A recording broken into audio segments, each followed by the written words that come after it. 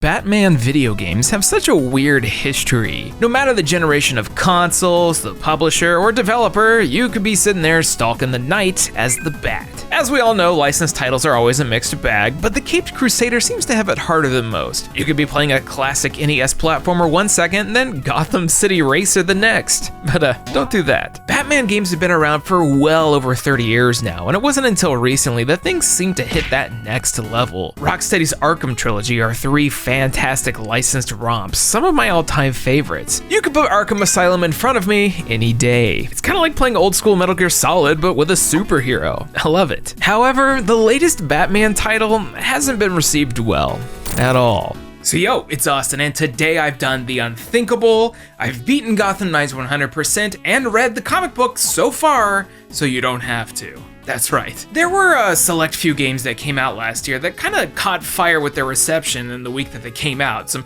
notable examples are like Saints Row, Pokemon Scarlet and Violet, and of course, Babylon's Fall. But the week that Gotham Knights launched was pretty disappointing to see, especially as someone who actually did hop on the hype train. You might be asking yourself why I had expectations for a licensed game, and well, I may not be smart. But before we get strapped up in spandex to try and save the city, we need to talk about some big freaking mechs with today's sponsor, Mech Arena. You know what rules? Big robots fighting each other, especially when you can do it on your phone. Mech Arena is a fast-paced mobile game where you toss yourself into quick action-packed matches to take down enemy teams. There's a bunch of different robots, maps, and other stuff to unlock. I really like playing as the Killshot mech. It's this goober scrimbler looking thing on one wheel that zooms around firing missiles. He feels pretty good to control. With the game's team-based PvP, the maps are smaller and tighter, so it's designed to feel a lot snappier than a lot of other games in the mech genre. You're in and out in like 5 minutes, which is like perfect for me. And the game keeps getting updated. Recently they added clans, a free-for-all battle mode, as well as a new weapon, the nade launcher. There's also some cool events and skins on the horizon, and they're adding new stuff all the time. It's totally free to play on mobile PC, and all you gotta do is click the link down in the description or scan the QR code up here to get yourself a free starter pack worth $30. That's a special skin, an amateur crate, and 5,000 credits to get yourself schmoovin'. You can also play with friends, so make sure to add my mech ID on the screen, and let's get the blowing up giant robos today. Make sure to click that link in the description. Thanks so much to Mech Arena for the sponsor, but for now it's time to try and step into the largest shoes possible and talk about Gotham Knights. From the beginning. Gotham Knights. This came out in October of last year and very quickly became a punching bag. Despite being made by a totally different developer, despite being set in a completely different universe, and despite having a lot of ambition, Gotham Knights released to average run-of-the-mill reviews and has essentially gone in one ear and out the other. Which is a shame, because it was something a lot of people, including me, were looking forward to. So now that it's been a few months without any new words, I decided to go all in. I beat the game 100%, got the platinum.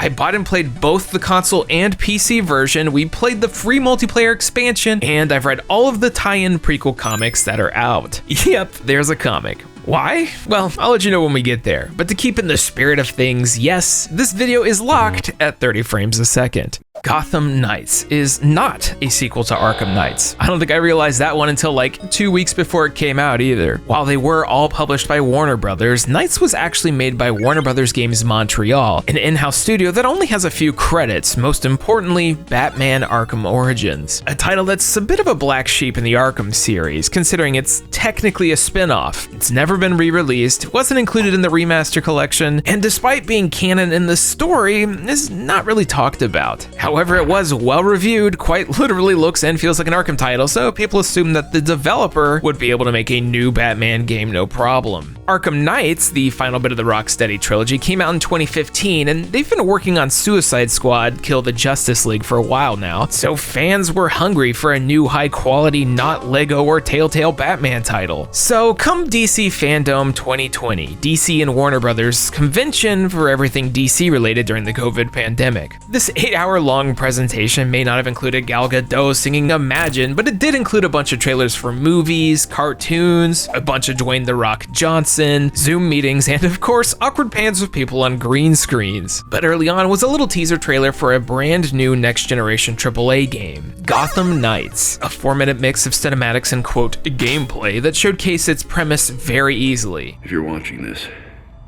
I'm dead. And his proteges, the Bat family, are gonna take his place. That's Robin, Red Hood, Nightwing, and Batgirl. We saw Mr. Freeze, we saw a large city map to explore, bat cycles, and of course, the implication of co-op. The original press release said that it would be an original story set in DC's Batman universe and would, weirdly, only support 2-player co-op, despite there being, 4 playable characters who all interact with each other. But hey, making video games is hard, so as long as it's fun, that's what matters, right? I, a big Batman fan, got really excited for this one, especially as I would be able to play this with a friend or my partner. The end of the trailer showcased one of Gotham City's newer antagonists from the last decade, the Court of Owls, a secret society or cult made up of the corrupt upper class who, well, do bad things. We'll get more into them in the story later, but it definitely goes in some interesting places. The gameplay trailer is where things get a little strange. The footage they showcased had its moments of looking really cool, but definitely left a lot to be desired on the technical side. Generally, whenever new footage for a game gets revealed and its frame rate is stuttering, it doesn't get addressed in the final release. However, what they did show was visually impressive, and holy mother of particle effects, Batman.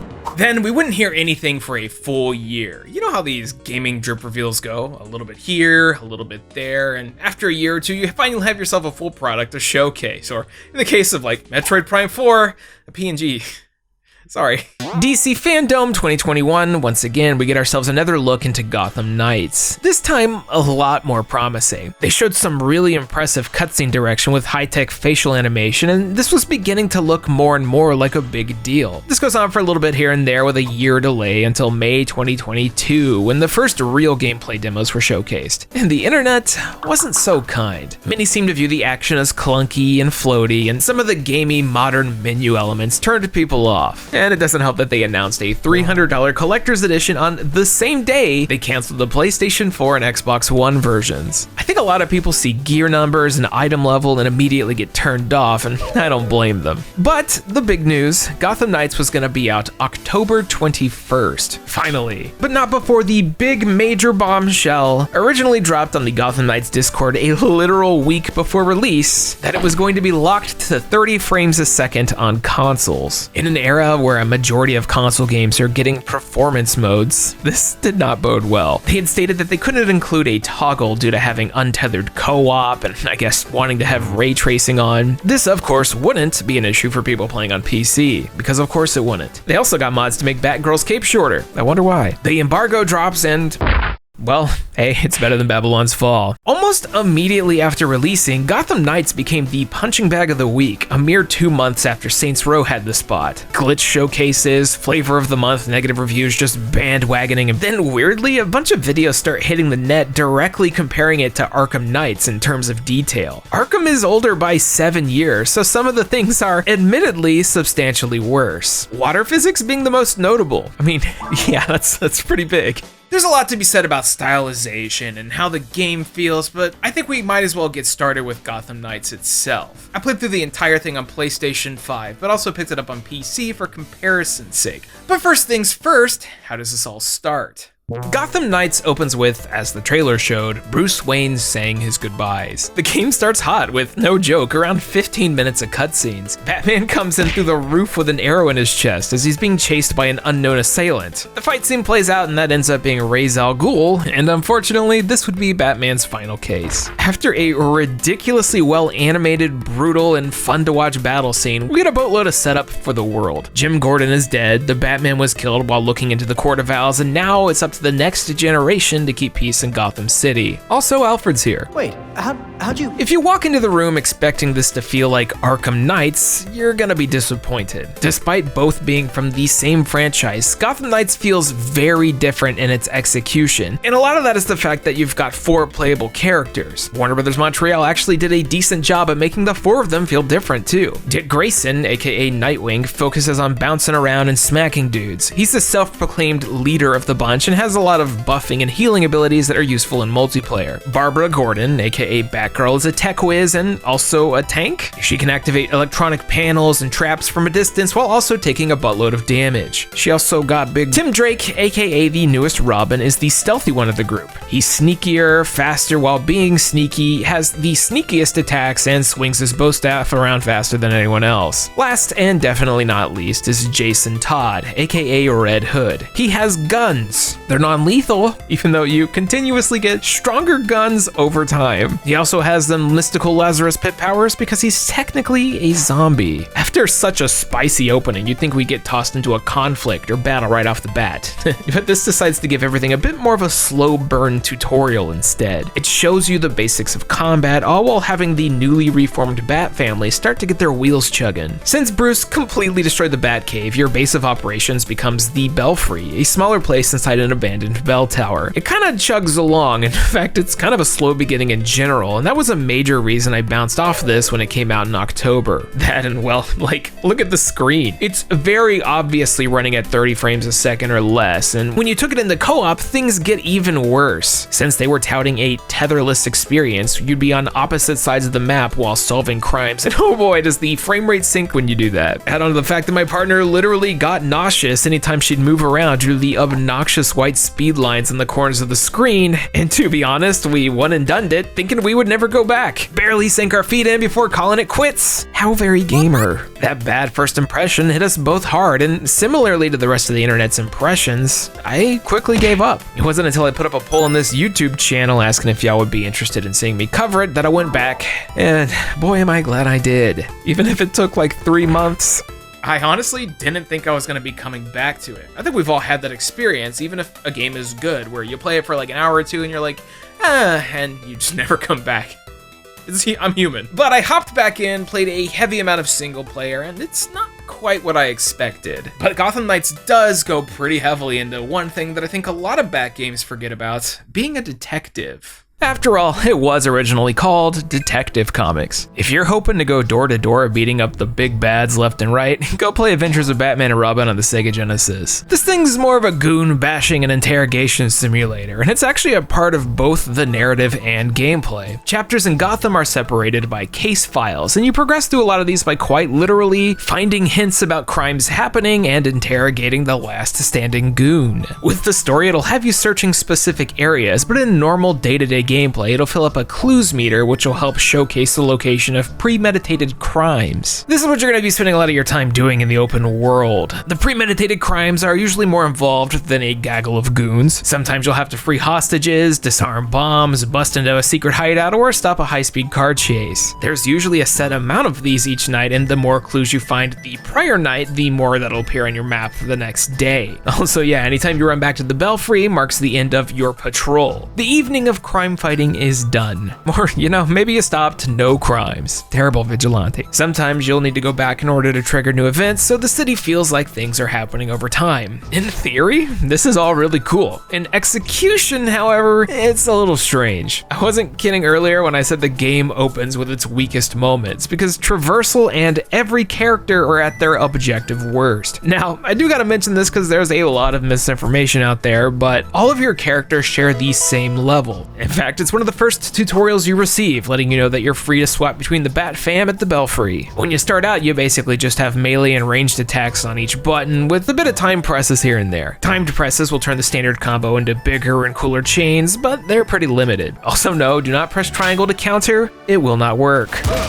As you level up, you'll get access to character-specific momentum abilities, and this is what really helps to flesh out everyone. The class identities begin to really take shape with this, and it goes from being an incredibly bare-bones combat system to one where you can do some pretty neat stuff. Personally, I liked playing as each of the characters, but if I had a main, it was probably Batgirl. She's got some pretty wacky AoE bat shield abilities that, yeah, this is fair. You fill up momentum bars by doing normal attacks and dodging, so doing perfect evades and counters helps. Like, for real, it's a pretty standard beat 'em up affair, but it's one that does take a bit of playing to become enjoyable, which also means it takes a bit to get used to, and certain encounters will be incredibly frustrating when they're clearly meant for 2 players. You'll probably get stuck on some walls though. Yeah, it's got that jank. The only thing that might take a tiny bit of, let's say, grinding, but it's barely that, is unlocking abilities and achieving knighthood. This requires you to take your crime fighter out for the night and do certain things like KOing armored dudes or whatever you'll have. But with the exception of one of the last momentum abilities, you get everything everything at a decent pace. The knighthood conditions unlock a costume, but more importantly, it unlocks the traversal options, and being real, this should have been available from the get-go. Straight up, Gotham Knights feels unfinished without these. Prior, with moving around, all you can do is run, sneak, get on your bicycle, or zip to different platforms. But when you get these, Batgirl gets the ability to glide, Nightwing gets a flying drone, Red Hood could bounce off the souls of the damned, and Robin can literally fade into another dimension and no-clip his way everywhere. A little busted, yeah. Imagine playing Arkham City and not having Batman's ability to glide. Yeah, no. Lastly, we can't forget about loot. Oh boy, the loot. Truthfully, I barely paid attention. While gnashing out goons, you'll find random materials and recipes to craft suits and weapons, each with a pretty easy to track level to make it as easy as possible. There's also mods, but these are basically like just put the highest number in the slot. The menu's kind of a pain to navigate, and it really is just a numbers game. There's elements if you want to do specific damage types, but that doesn't really come into play until the end game. The only thing that might be an issue is that if you don't use a specific character very often, you're going to be light on gear for them. Enemies in the overworld are scaled to your level, so if Robin's several eye levels behind, you're gonna have to try your best to get some loot. Some pieces can drop, but craftables are character specific, so it's a bit annoying. But if you're alternating Robins between missions, it's not much of an issue. Overall, once you get past the starting slog, unlock fast travel points, and the cool movements, Gotham Knights is kinda okay.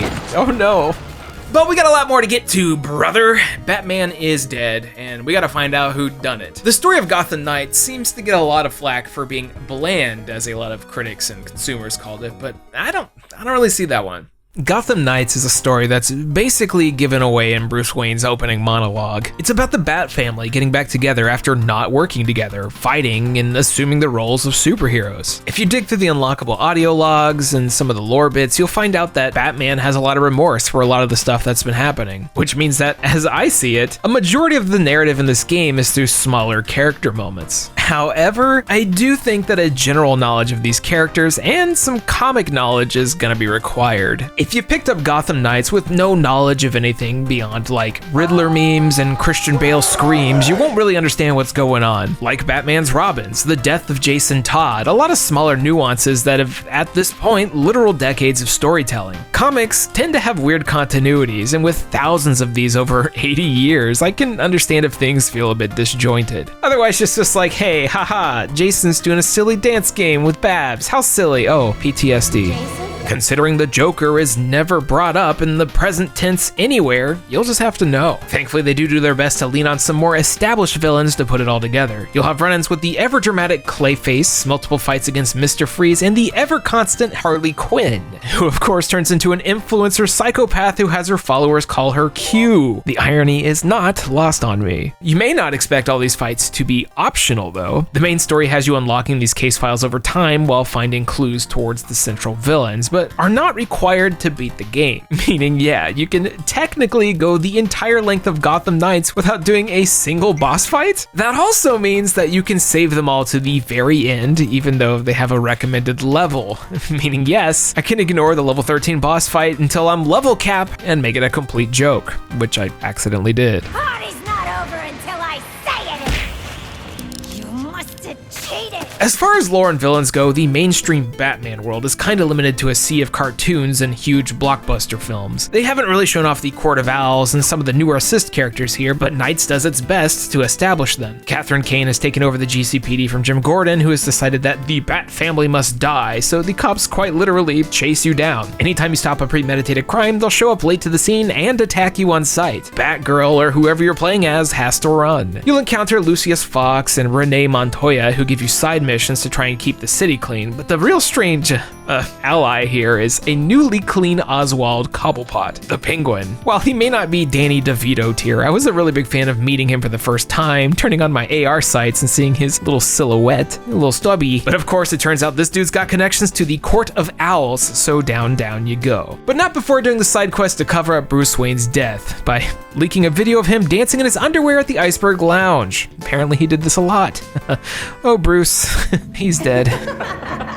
But it's not all fun and underwear and the visual image of Bruce Wayne doing the Thanos twerk stuck in my mind forever. At a certain point, things do get quite a bit dire. Playing through this did kind of feel like I was slowly putting the pieces together while solving crimes here and there, which was technically the intended experience, but it was kind of strange until the very end. Which, hey, spoilers, we're at the end now, so I'm going to talk about it. Once you get into the meat of things, it really begins to feel like Gotham Knights is two separate games. The open world is a bit clunky, inconsistent, filled with your standard sandbox collectibles and a bit dated, but the instance missions are way tighter with proper stealth sequences and, level structure. Whenever you're playing with a co-op partner, these bits feel a lot more engaging.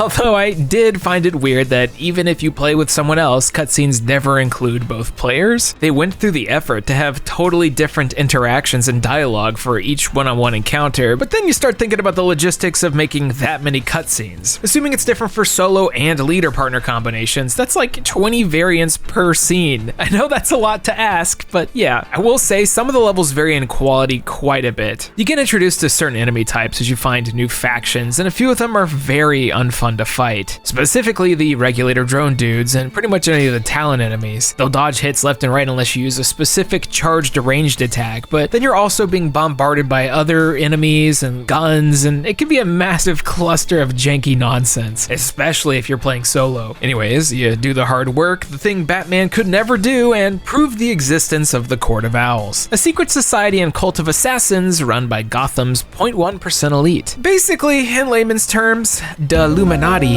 They had convinced the city that they were folklore in modern times, but yeah, no, they real. Batman got too close and died because of it. And they're led by none other than Bruce Wayne's uncle, Jacob Kane. So yeah, that sucks. It turns out that they, alongside the League of Shadows, Talia al Ghul's faction, were using a mix of Langstrom's research and the Lazarus Pit in order to create man-bats. So yeah, gotta deal with that now. This all culminates in the Court of Owls and League of Shadows clashing underneath the ruins of the Batcave. Well, not before dinosaur jump scare. Wow. Then Warner Brothers Montreal did the gutsy thing I didn't think they were going to do. Talia stole Bruce's body, which, how did no one notice that, and used the Lazarus Pit to revive him, brainwash him, and well, try to use him to take over the League. I kind of love this. The dialogue you get changes radically depending on which character you bring into the fight. I feel like Red Hood makes the most narrative sense as he was brought back to life in the same manner, but Batgirl, Nightwing, and Robin all have scenes worth at least checking out on the internet. You beat Bruce, then Talia's like, nope, then you beat her twice, the Court of Owls show up, all hell starts to break loose, and then Batman does the noble thing and sacrifices himself in order to blow the Lazarus Pit to pieces. And a poor dude had to die twice in the same video game, and considering they were as superheroes all the time, I'm surprised they left him, well, not alive. Anyways, we see our chosen Bat family hero perched above Gotham in their new Batman-inspired outfit, ready to team up and take on whatever comes next. It's really the perfect end to one saga and the beginning of another. I kind of prefer the Beyond continuity, but that's just me. The Knights have together stepped into the largest shoes the city's ever seen, and the credits roll. Honestly, a satisfying and interesting conclusion to a game that felt a little all over the place, and one that had me wanting more. Good thing there's a comic. Batman: Gotham Knights - Gilded City is a 6-part mini-issue prequel tie-in comic that is currently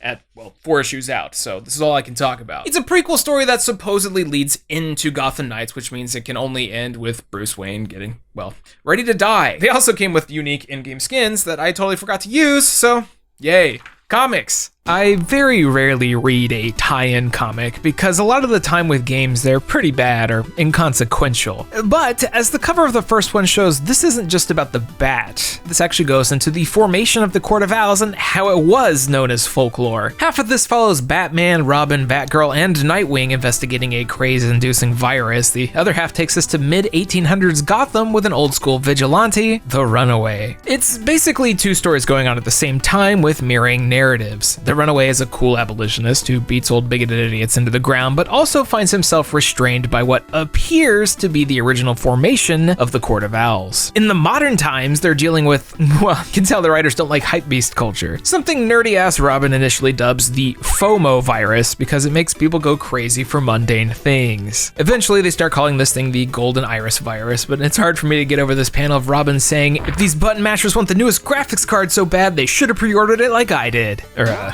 graphic card. It doesn't seem like anything substantial is going to be coming out of this that the game didn't showcase, but I do love the fact that the Runaway seems to be one of Bruce Wayne's distant relatives. It's a decent read so far, and I'll probably finish it after the video comes out simply because I'm a freak. So we beat the story, read most of the comic. What's next? Well, it is a modern video game, and while it's not a games as a service, as we probably initially thought, even though it seems like it might have tried to pivot from that, it does have DLC, well, a free update technically, but I did say that we're going for 100%. So let's talk about the end game. Gotham Knights is a pretty painless platinum trophy, actually. You show me 4 different characters, a big city to explore, individual skill trees, and a stupid amount of quests, and I got nervous. But 100%ing both this and the free DLC only took me about 60 hours, give or take 6, for idling and writing notes. In order to collect everything, you've got to max out your level, beat all the bosses, do all the side missions, and collect all the collectibles. These include Batman caches that are essentially quick races that'll lead to an audio log from Bruce. You can listen to interesting bits of story that might help those who don't know the comics. I deserve his anger. He was just a child when I put him in harm's way. There's 12 scannable pieces of Gotham street art, 60 hidden batarangs, 40 landmarks to find, and 42 difficult to locate papers called Historia Strigidae. I probably said that wrong. All of these are permanently unmarked on your map, only findable by a completion mark on the district. The Historia pages in particular are really difficult to find, as you'll scan to find a marking on the wall, which will then require interacting with a very hard to locate marking. Or, you know, just looking up a walkthrough.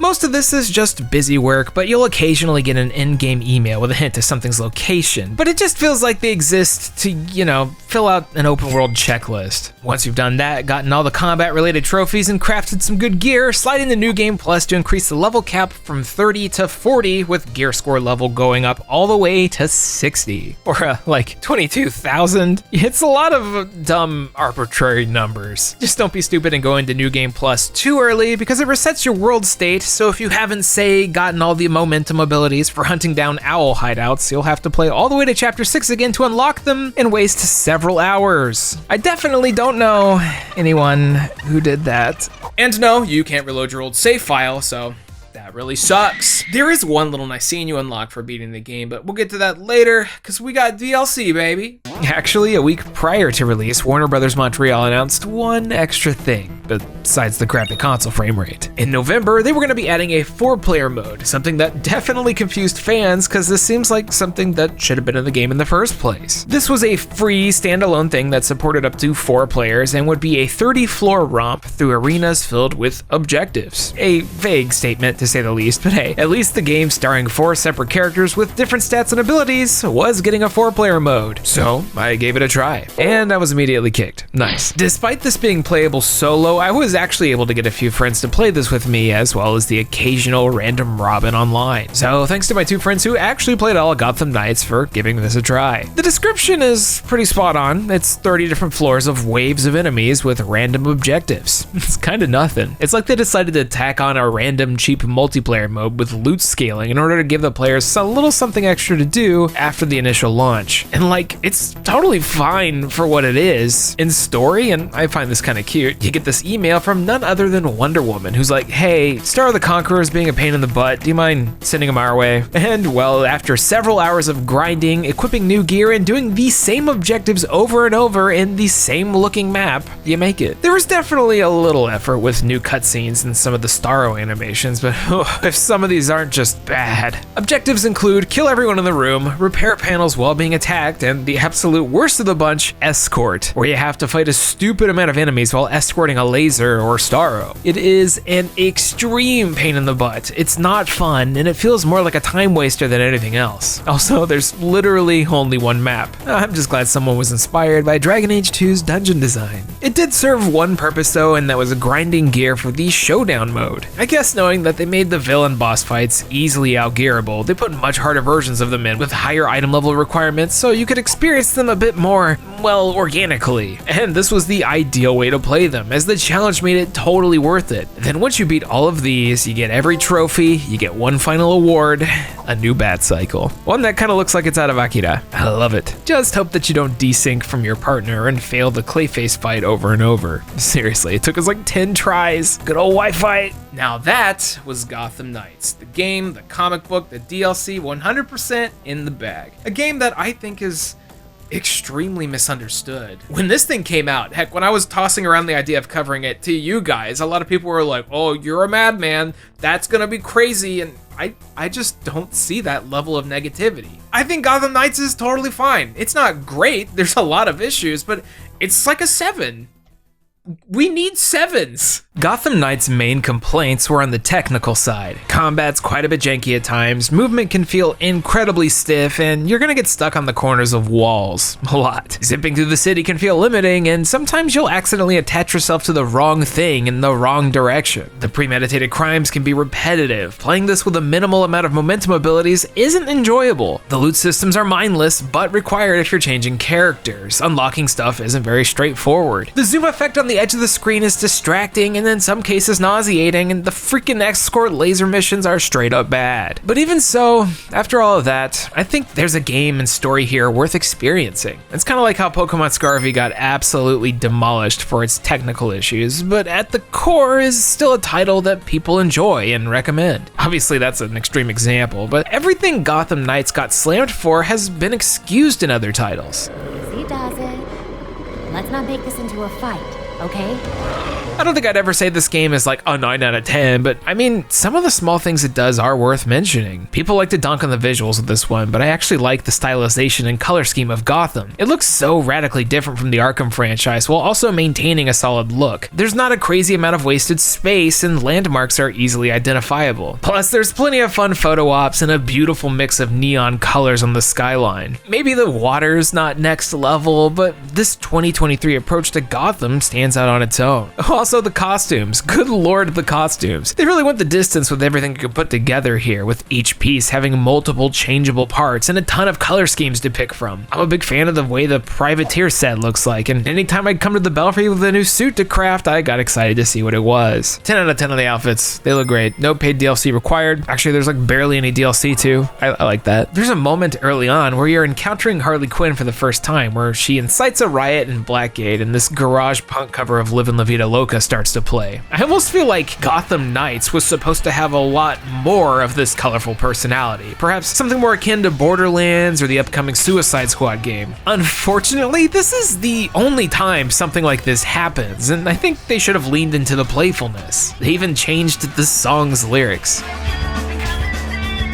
Speaking of, the end credits do something I've actually never seen before, where it goes level to level with slow motion stills showcasing the character you played as, the outfit you're wearing, and the partner you had, if any. They put in this effort to customize the credits that honestly didn't need to be there, and it took me by surprise, and I would love to see other games do this when appropriate. A lot of the side story cutscenes for characters are genuinely good. The exchanges might require a tiny bit of general Batman and comic knowledge, but the facial tech and visual style make the characters come to life. It's well acted, and I love seeing the way Babs handles Nightwing. And you check out your own ass in the mirror every chance you get. Although I will say, giving Tim Drake the Adam Sandler was an interesting choice. But they even tackle what I mentioned earlier about the whole let's make guns more powerful but still non-lethal issue, where Robin's like, fine, then shoot me. And Red Hood's like, okay, fine. There's lots of things like this, and like in-game emails between characters that are really good. I didn't think I'd be reading an email between Superman and Nightwing, but it's 2023 and here we are. There's a lot of small stuff like this hidden in the world. She gave me an F for glutability? And that's a helpful note to do more squats? And lastly, as I mentioned earlier, there's a lovely scene you unlock after beating the game. You find out that Bruce is recording all kinds of in case of my death videos in the Batcave when everyone else shows up and is like, I'm Batman. It showcased a really touching moment between all of the characters, which was not only rare for the franchise, but a nice way to end cap the narrative. All 4 of the main heroes overcoming their grief, putting their differences aside, and looking back fondly. I love this found family stuff. I eat it up. Final Fantasy IX, Guardians of the Galaxy, the Golden Girls, let's go. I bet some of y'all weren't expecting me to come out of this with like a more positive outlook, but you know, after you've gone the distance with like Balan Wonderworld and Babylon's Fall, pretty much anything is a fun and refreshing time. Compared to those two, this was like a 60-hour walk in the park while I was listening to a bunch of podcasts. Hey, you need those games too. Gotham Knights has a lot of issues. It's so far from perfect, and unfortunately, I think we've reached a point where that initial launch week's gonna color this game's reputation for its entire lifespan. As of February 8th, 2023, there's been no news for a future update. Heck, the game didn't even launch with a season pass, which is extremely rare for something that was marketed as a AAA title. The official Twitter just retweets photo mode tags from time to time, and it doesn't look like there's gonna be anything else. Latest update we've gotten is unfortunately a patch for the PC version in December that has caused way more frequent crashes. Prior to this, the Steam page for Gotham was sitting at a positive, but has drifted down to mixed with a lot of people claiming it crashes a ton. And they're not wrong. If they manage to fix this up and you want to play the game, I do highly recommend checking out the PC port. Straight up, it feels way better. And there's actually a pretty active mod community who are adding stuff that isn't just Babs with bigger butt, Babs with exposed midriff, or good old-fashioned nude Nightwing. There's some atmospheric mods that make the rain look better, and one for my partner that gets rid of the stupid white speed lines. And it runs at an acceptable frame rate, yay.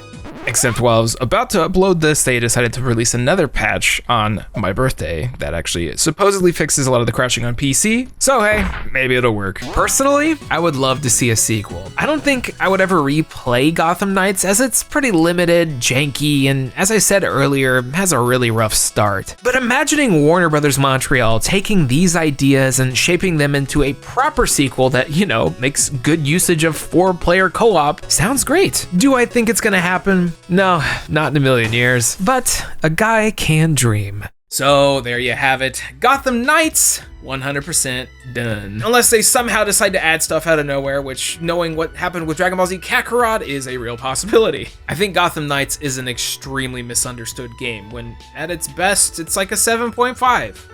That's fine. Not every game can be like an Elden Ring. I didn't really get to play much of the co-op due to, you know, well, a lack of players, but what I did was fun, and rolling around the city with some buds, smacking dudes around, and just getting in the zone of being part of the Bat family is a decent time. It has a pretty decent atmosphere and a very interesting gameplay loop, and while it is flawed, it also has crushing expectations on top of it with, you know, the Arkham trilogy. It has issues, a whole bunch, and it does drift into the mediocre zone, but it's not the literal trash fire it was depicted as online, but hey, that's the internet. If you want to see me do more big deep dives into, let's say, controversial titles like this, leave me a comment down below. I'm always looking for more stuff to talk about, and while I do have a couple planned, I'm always curious to hear y'all's thoughts. I'm sure someone's gonna boom me good. Make sure to check out today's sponsor, check out the Patreon, or buy a t-shirt, and just so y'all know, I'm gonna be opening up the Discord to the public again soon, so make sure to check the end of these videos for updates onto that. I'll let you guys know soon. Anyways, I've been Austin, and catch me next time when we go back 4 generations of consoles to check out some forgotten games. Which console could it be?